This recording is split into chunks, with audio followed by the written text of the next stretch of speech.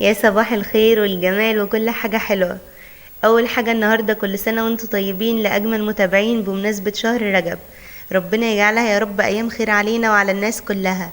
هنعيش النهاردة مع بعض يوم في الفلاحين، وهنعمل ألذ وأجمل زبدة بجد ممكن تجربوها، وهنعمل كمان ألذ وأجمل لبن رايب.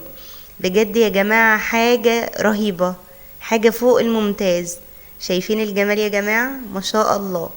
قبل ما نبدأ الفيديو، لو أول مرة تشوفوني أنا اسمي أسماء.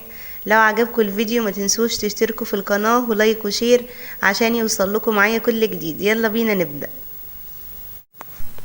أول حاجة هنا بقى كده معايا زي ما انتوا شايفين 2 كيلو من الحليب، حليب كامل الدسم. ال2 كيلو دول هيطلعوا الكمية اللي شفتوها في أول الفيديو، ولو عايزين كمية أكتر يبقى هتزودوا في الحليب. اهم حاجة يا جماعة المكان اللي هتجيبوا منه اللبن يكون لبن جمسي كامل الدسم، مش لبن بقري. اللبن ده هيطلع لكم الزبدة البيضة الفلاحي. اهم حاجة اللبانة او السوبر ماركت يكون حد موثوق فيه، يعني ما يكونش اللبن مغشوش او ملعوب فيه او خلطين عليه مية او ايا كان. ومعايا دلوقتي ازايز مية معدنية انا غسلاها ومصفياها كويس، وهنزل فيها بالحليب بالشكل ده. ولكن انا مش هملى الازازة على اخرها. شايفين المساحة دي؟ انا هسيب المساحة دي كلها في الازازة، تقريبا ربع الازازة من فوق او اكتر من ربع، وهقفل عليها دلوقتي كده. لا ده مش غطاها الغطا بتاعها كده، وهقفل كويس قوي. هقفل عليهم كويس قوي يا جماعة، ولازم تسيبوا المساحة دي. ولكن لو ما سبتوش المساحة دي كلها في الازازة الطريقة مش هتظبط معاكوا ابدا. عشان كمان مرحلة خض اللبن لازم يبقى فيه المساحة دي كلها فاضية في الازازة المرحلة الجاية يعني. وقفلت عليهم كويس قوي، ما يبقاش الغطا منفس خالص من الازازة. وهسيبهم على الرخامة لمدة ليلة كاملة او ليلة ونص لحد ما اللبن يروب ويقطع يا جماعة. اللبن ما غلاش ولا شم حتى ريحة النار، من كيسه على طول على الازايز، ما عملتش فيه اي حاجة لحد ما اللبن يروب. ودلوقتي بقى معايا هنا الحليب بعد ما سبته حوالي يوم ونص. طبعا علشان احنا في الشتاء فاللبن مش بيروب وبيقطع بسرعة، فسبته يوم ونص وما شاء الله. هنا شايفين اللبن راب وقطع، والقشطة فصلت عن اللبن. ودلوقتي بقى هنبدأ في مرحلة خض الزبدة. انا موقفة كف ايدي وبخض بايدي التانية، يعني انا بروح كده باللبن ومش برجع، هو بيرجع لوحده. شايفين؟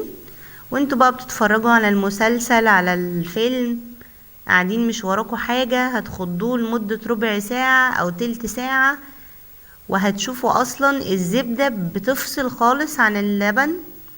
هنا ما شاء الله شكل الازازة بعد الخضة الزبدة تراكمت اهي فوق. شايفين الجمال يا جماعة؟ بجد طريقة احترافية لعمل الزبدة وبسيطة وسهلة جدا من غير اي مجهود اصلا.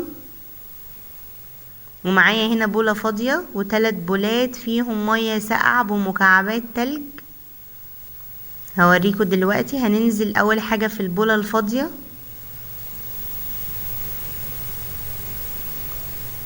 بالشكل ده، وهتشوفوا دلوقتي يا جماعة بجد طريقة احترافية. من شوية لبن هنطلع احلى زبدة. احنا مش فلاحين ومش عندنا مواشي ولا قربة علشان نعمل بيها، بس يعني مش هنعملها، لا والله هنعملها وهتطلع ممتازة فوق الممتاز كمان. شايفين ما شاء الله اتكونت حتة زبدة حلوة. دي اول ازازة. شايفين يا جماعة الزبدة نازلة اهي، انا برجها قوي عشان بتنزل بصعوبة ما شاء الله. عملت حتة زبدة حلوة جوه. شايفين اللي على الوش ده كله زبدة؟ هنطلعه دلوقتي. ودلوقتي ما شاء الله انا نزلت بكل الكمية بتاعتي ما شاء الله. شايفين الزبدة يا جماعة؟ دي الازازة الاخيرة طلعت لي كمية زبدة حلوة. انا كان المفروض اقص الازازة عشان انزل الزبدة بسهولة، ما اقعدش اقلق فيها كتير، بس انا ما قصيتهاش ولا حاجة. ودلوقتي بقى هحط ايدي بس في البولة اللي فيها مية بتلج، ايدي تاخد درجة حرارة التلج. ودلوقتي هبدأ المها بايدي بالشكل ده زي ما انتوا شايفين، هلمها بشكل دائري وهعصرها كده، كورها وهعصرها كويس اوي بايدي، انزل اي لبن فيها زي ما انتوا شايفين كده، وهحطها في اول بولة، البولة اللي فيها مية بتلج. وهنا بقى مهمة التلج معايا ان هو بيخلي الزبدة تلم على بعضها بسهولة، ولكن المية مش بتدخل جوه الزبدة ولا حاجة عشان المية ساقعة بتلج. المية بس بتغسل الزبدة، بعمل الزبدة عملية غسيل، بنضفها من اي لبن فيها، وهعمل كل الكمية دي بنفس الطريقة. وكمان اللبن ده، البولة اللي فيها اللبن ده هحطها في التلاجة لمدة ساعتين، وهتعمل وش زبدة تاني وهطلع منها زبدة تاني بالشكل ده، وهغسلها كويس قوي. انا هنا بغسلها في 3 مراحل، بنضفها من اي لبن فيها، وهقلبها هنا كده كويس قوي واعصرها بايدي كده بالشكل ده. وكمان ما شاء الله هنا ايدي مليانة زبدة قوي.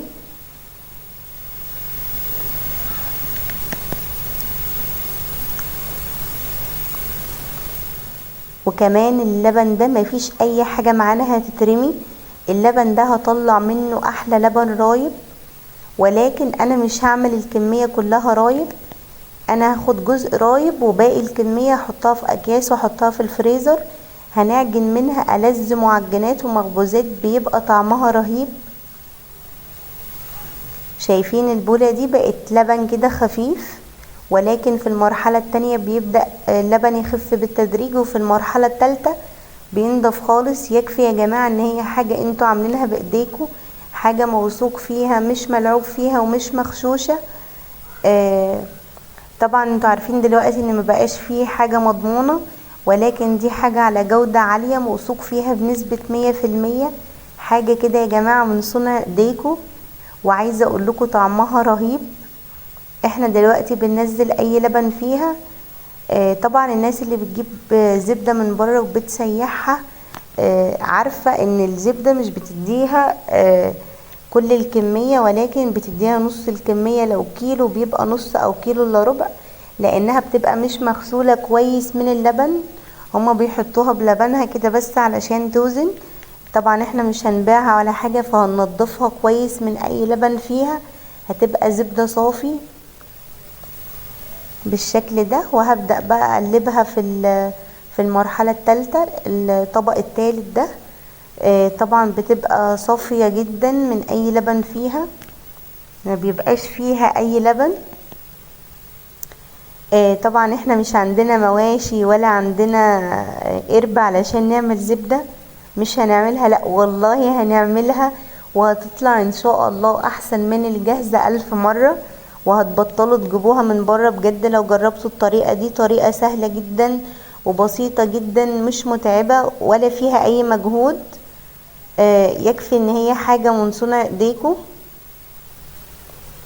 انا كنت عاملة القطعة دي الصبح، حط بقى القطعة التانية جنبها كده.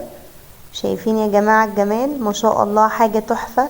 وان شاء الله هعمل معاكم الجبنة القريش والقشطة، واي وصفة اي طريقة عايزين تعرفوها اكتبولي في الكومنتات وهعملها معاكم باذن الله. وبس كده، اتمنى يكون عجبكم الفيديو. ما تنسوش تشتركوا في القناة ولايك وشير عشان يوصل لكم معايا كل جديد، وفعلوا الجرس عشان يوصل لكم اشعارات بكل وصفاتي. اشوفكم على خير فيديو